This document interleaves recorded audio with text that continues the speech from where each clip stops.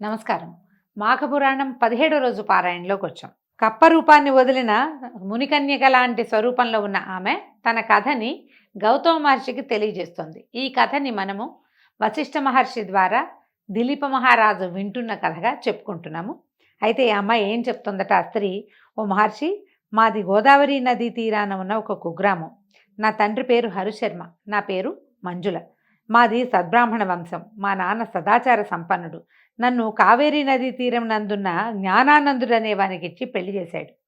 నా భర్త వేదాంగ కోవిదుడు, మహాజ్ఞాని. పెళ్లి కాగానే నన్ను అత్తవారింటికి పంపించారు. మా కాపురం 3 పువ్వులు 6 కాయలుగా సుఖంగా గడిచిపోతోంది. ఇంతలో మాఘమాసం ప్రవేశించింది. అంతటి నా భర్త మంజుల, మాఘమాసం ప్రవేశించింది. ఇది అత్యంత పుణ్యమాసము. పవిత్రమైన ఈ కాలాన్ని మనం దుర్వినియోగపరచవద్దు. నా బాల్యం నుంచి ఈ మాఘమాసంలో క్రమం తప్పకుండా మాఘస్నానాలు చేసి పూజా విధానాలు చేస్తూనే ఉన్నాను. కాబట్టి మన ఇద్దరము ఈ మాఘ స్నానాలని తప్పకుండా చేయవలసిందే. ప్రతిదినము కావేరీ నదిలో స్నానం చేసి పూజలు చేయి. ఈ నెల రోజులు ప్రతిదినము ప్రాతకాలమందే లేచి కాలకృత్యాలు తీర్చుకొని సూర్యోదయం అవుతుండగా నదిలో స్నానం చేద్దాము. నది వద్దనే శ్రీ మహావిష్ణువు యొక్క ప్రతిమను, లక్ష్మీనారాయణుల యొక్క ప్రతిమను ఉంచి పూజ చేద్దాము. ధూపదీప నైవేద్యాదులతో, సుగంధ పరిమళ ద్రవ్యాలతోనూ, పుష్పాక్షతలతోనూ, మిక్కిలి భక్తి శ్రద్ధలతోనూ పూజించి నైవేద్యం ఇచ్చి నమస్కరించి వద్దాము. తులసి తీర్థాన్ని పుచ్చుకొని పవిత్రలమవుదాం.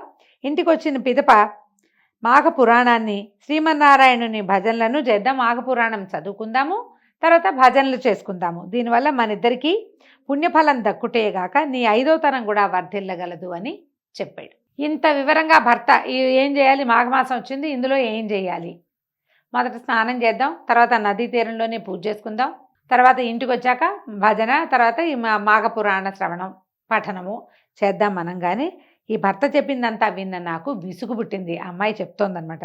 నా భర్తను చులకనగా చేస్తూ, ఏమిటి నేను తమతో పాటు ఈ చలిలో స్నానం చేయాలా, బాగానే ఉంది, ఏలేశ్వరం వెళ్ళినా శనేశ్వరం తప్పలేదన్నట్టు భర్త దగ్గర నా సుఖపడదామని వస్తే ఇక్కడ కూడా నాకు ఈ పూజా పునస్కారాలేనా, నేను రాలేను.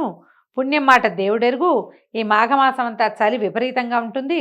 సన్నీటి స్నానం చేస్తే గుటుకుమంటం ఖాయం, కాబట్టి నేను రాలేను.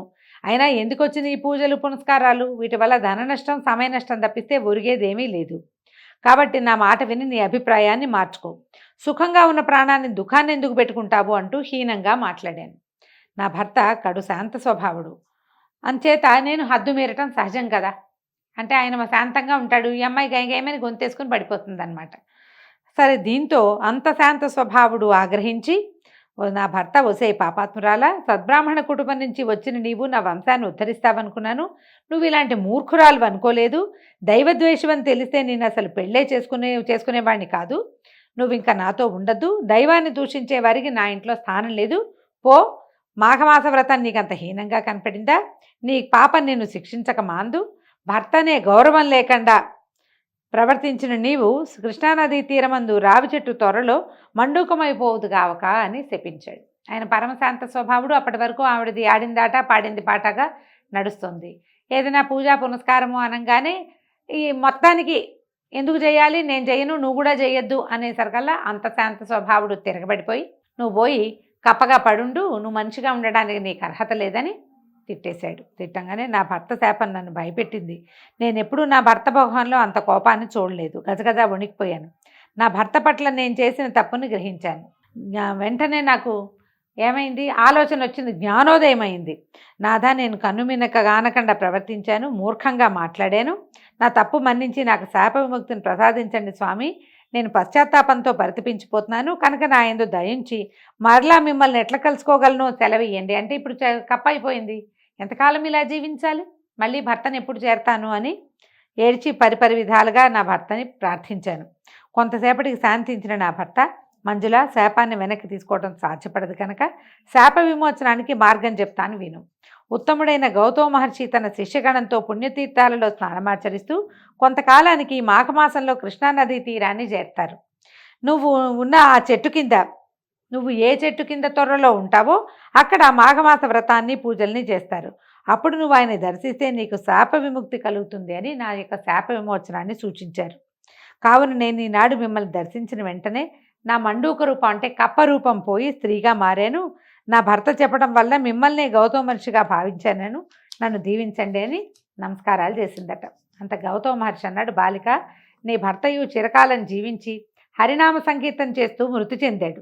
హరినామ సంకీర్తనలతోనూ మాఘమాస వ్రత ప్రభావం వల్లను ఇప్పుడు నీ భర్త స్వర్గలోకంలో సుఖాలు అనుభవిస్తున్నాడు.